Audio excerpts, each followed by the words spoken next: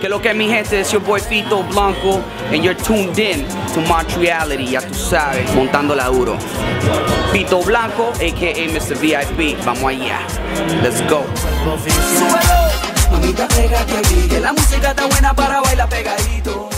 Current projects. It's a lot of projects. Right now I've been working on my album for about a year. You know, Love and Money is the name of the album. Yeah, and it's a very introspective album. You know, pretty much talks about like me coming up in the game as a Latin Canadian artist. It talks about my struggles, it talks about love, it talks about money, it talks about issues, and it's dope, man. It has a lot of party songs as well. You know, V.I.P. with Fuego is on that. I also did the remix to Crazy People with Sensato and Pitbull, which I just found out we're gonna be shooting a video to that, so you guys get the exclusive here at Montreality, you know what I mean? I'm really looking forward to being a part of that Sensato song. It's a Sensato song featuring, you know, Pitbull and myself. Yeah, man, I mean, it's gonna be a good look. I was a good student.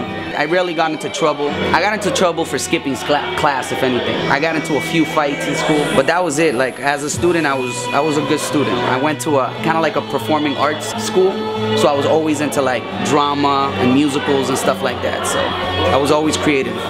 Man, you know what? Like, as far as like work is concerned, I've always been doing music. So I remember DJing when I was like 16 years old, being the DJ at Sweet 16 parties and stuff like that. And I used to host a lot of parties. So, I mean, I've always been involved in music. That's actually the type of money that I used to make on the side. I would host parties and DJ. That was pretty much it, man. All through high school, like, mind you, I was signed by the age of 18, 19. So like, as soon as I finished high school, I had to deal with Universal Music. You know, I've always been around music. Man, my first big paycheck. I think I bought myself a car. Yeah, that was the first thing I did. I mean, I needed to get around, and I got myself a car.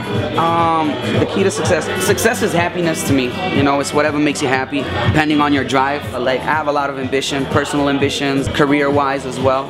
But to me, success is what you make it. Whatever you think defines success in your mind, whatever makes you happy, I think, you know, success is the pursuit of happiness. You know, the fact that you're constantly trying to better yourself to achieve that ultimate goal, that to me is success. So success is different for different people. It's funny because the other day I read a little tweet and it says something like, you know, success at the age of 4 is to have friends. What was it? I love the success at the age of 4 is to not pee in your pants or something like that. Or age of 2, not pee in your pants. That's like that's being successful.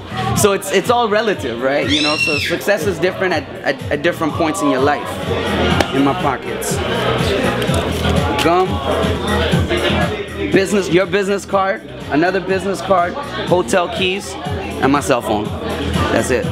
My favorite airport? I mean, I like YYZ, you know, but my favorite airport has to be, you know, Miami. It's just something special. Every time I land in Miami, I know that, you know, we're gonna have a good time, and that's home base, you know, with my management company, and, you know, I made friends with a lot of the artists that live there. I gotta give a shout out to Fuego, because, you know, Fuego's out there now. Miami is definitely one of the airports that I look forward to always going to. But, you know, it's always good to go home, to be back in Toronto. Yeah, I mean, I love working with Fuego. Fuego's, you know, a dope guy. We've done a lot of shows together. You know, we did a promo tour for V.I.P. and, you know, we rocked so many clubs, and we have really good chemistry both, you know, on stage and in the studio. So it's not far-fetched for us to be, you know, getting back in the studio and working together. He's, you know, really caught up, you know, promoting his new music. Actually, he's pretty big in Colombia right now with the Vaina Loca song. It's all over the place. I gotta give a shout-outs to him, man. Yo, tú sabes, soy yo. Fuego, fuego, oh, oh. Estoy aquí con mi gente de Montreality, you already know. I like it. I like it. I mean, I'm a supporter of Drake and anything that he does. I loved his first album. I think this album is, you know, very introspective in the sense that he really showed his emotions and what he's going through in his life, and I think that's what makes him special. You know, he always speaks from experience, and people tend to really identify themselves with him because he's honest in his music. And, you know, sometimes the music business is not honest. So you can tell the difference between something that's real and something that's not real. In his case, it's 100% real. It's true. Sentimental, as in romantic. It was a female friend's birthday. Me and a friend drove to Niagara Falls one day, and we got a nice little spa.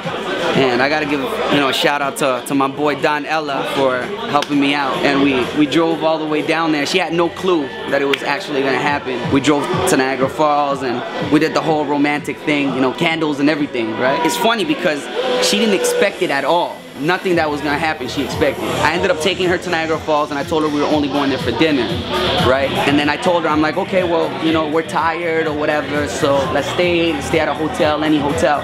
So we go to the first hotel, and I'm like, oh, they're busy, man, like they don't have any rooms. Then we go to another hotel room, and we're like, oh, they're busy, they don't got any rooms either.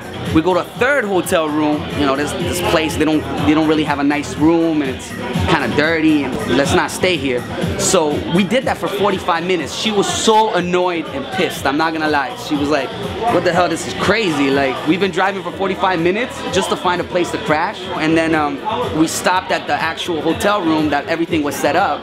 I told her to stay in the car. I walked inside, they gave me the keys, and then I told her, I'm like, okay, well, we'll go to your room, you know, and wait for me while I sign these papers. And when she opened the room, it was all set up. Candles, roses, rose petals all over the place, her favorite candy, teddy bears, and gifts, and the whole works, you know. I think what really made that special was the fact that I took her everywhere, and she didn't see it coming, you know, because she thought we was just trying to find a place to crash, you know. But what am I listening to? I listen to a lot of hip-hop. I listen to R&B too, but I'm liking the Big Sean album. I just started taking it in, you know. I'm really feeling the Big Sean album. I've heard of his stuff from before, but, you know, I'm taking in the Big Sean. I like that.